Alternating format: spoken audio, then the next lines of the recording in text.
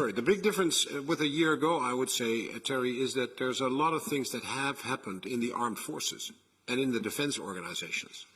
What hasn't happened is in our societies the understanding that it is more than the military that has to be able to operate in a conflict or in a war.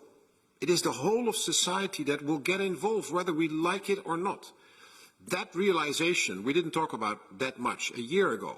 If you look back the last year, what has happened in our alliance with regard to the battle groups that we set up, if you look back to the training, the fact that we now have Steadfast Defender with 90,000 troops, that is a record number. That is a record number of troops that we can bring to bear and have an exercise with in that size. Across the alliance, across the ocean, from the US to Europe, in Europe.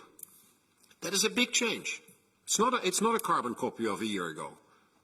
And so in the alliance and in the armed forces, a lot of things have happened. But the discussion is much wider. It is also the industrial base. It is also the people have to understand they play a role. They're part of the solution. Society is part of the solution.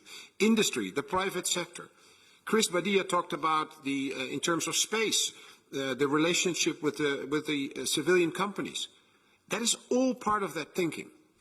And we need to sit down and make it possible together. It's not just a job of the armed forces. That's my call that I was talking about yesterday. That is what General Biden in Sweden is talking about.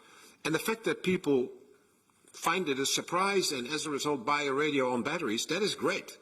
It is part of the package that the Swedish government is talking about. You need to have water, you need to have a radio on batteries, and you need to have a flashlight on batteries to make sure that you can survive the first 36 hours. Things like that. That's simple things. But it starts there. The realization that not everything is plannable, not everything is going to be honky-dory in the next 20 years. I'm not saying it is going wrong tomorrow, but we have to realize it's not a given that we are in peace. And that's why we have the plans. That's why we are preparing for a conflict with Russia and the terror groups, if it comes to it, if they attack us. We're not seeking any conflict.